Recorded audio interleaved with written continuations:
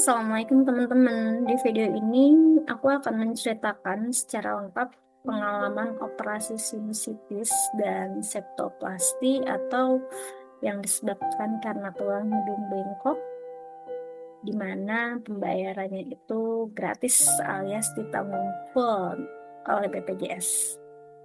Tapi dengan syarat teman-teman harus sabar untuk mengikuti prosedur yang berlaku. Oke teman-teman, mengikuti prosedur yang berlaku di rumah sakit ya teman-teman ya. Jadi tuh pertama teman-teman harus mengunjungi puskesmas atau vaskes yang terdaftar, yang sesuai terdaftar teman-teman tuh di mana? Puskesmas kah, di klinik kah?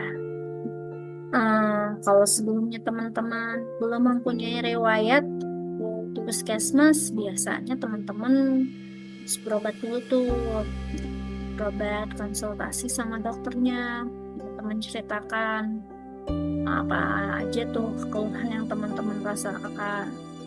Kalau memang udah dikasih obat dari dokter yang di puskesmas tapi nggak ada perbaikan, teman-teman baiknya kontrol kembali. Nah, biasanya tuh di uh, kontrol kedua ya, kita tuh udah bisa tuh langsung ya kasih rujukan gitu teman-teman. Nah, nanti tuh teman-teman usahakan memilih rumah sakitnya itu rumah sakit yang terdekat dari rumah teman-teman gitu. Karena kan kalau misalnya jauh kan juga belum makan waktu, ongkos, biaya gitu dan segala macam. Nah, kalau aku sih waktu itu ya karena emang dekat dengan rumah sakit tipe C, jadi yaudah kesana aja gitu. Di rumah sakit itu tuh rumah sakit tipe C itu tuh waktu itu pengalaman aku di sana berobat ke poli THT-nya itu tuh berkisar 4-5 bulanan ya. Di sana aku berobat secara intensif.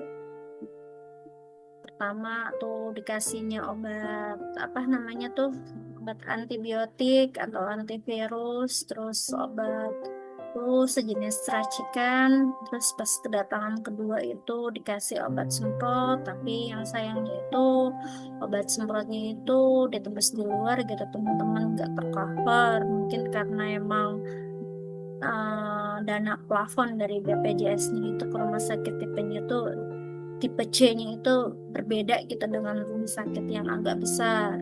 Nah, di 4-5 bulan itu tuh saya ikuti gitu teman-teman, prosedur yang berlaku di sana, karena emang lumayan juga ya teman-teman ya untuk obat semprot itu karena berbayar. Akhirnya ketika untuk memperpanjang rujukan lagi itu kan berlakunya per 3 bulan ya teman-teman ya.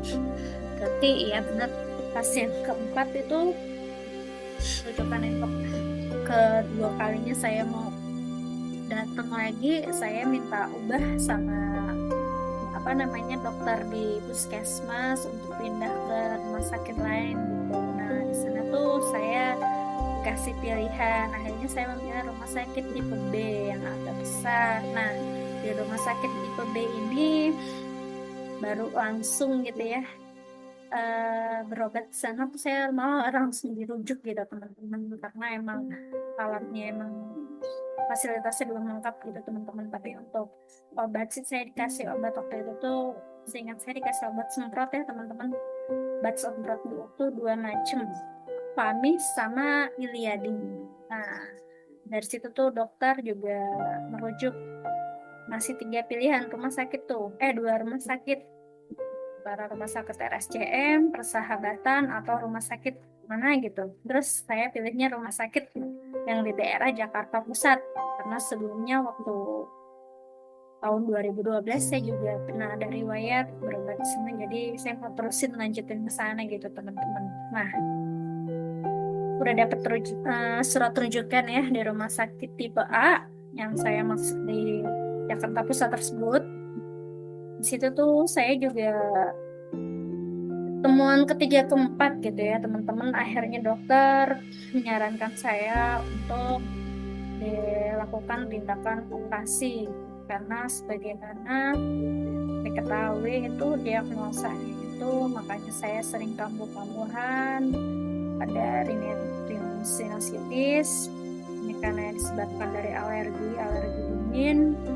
Kemudian emang deviasi septum, tulang hidungnya bengkok. Jadi ya itu yang mengakibatkan hidung saya sering kali gampang banget untuk tersumbat gitu teman-teman. Akhirnya itu saya mengiyakan. Dan untuk cerita selanjutnya bagaimana sih proses operasinya itu ya. Oke teman-teman, untuk cerita tentang pra operasi sampai pasca operasi akan berlanjut ke part selanjutnya ya teman-teman.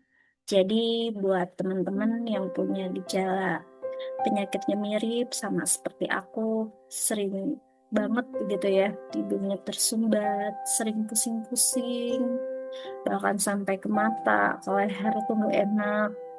Jadi baiknya itu jangan takut untuk konsultasikan gitu, segera ke rumah sakit terdekat atau minta bantuan tenaga medis terdekat karena operasi sinus. Dan itu karena operasi sinus itu insya Allah aman gitu teman-teman, kalau lewat BPJS kan juga bisa hemat toh. Jadi semoga video ini bermanfaat ya teman-teman. Jangan lupa like, subscribe, dan share ke teman atau keluarga yang butuh informasi terkait dengan hal ini gitu. Jadi saya ucapkan wassalamualaikum warahmatullahi wabarakatuh.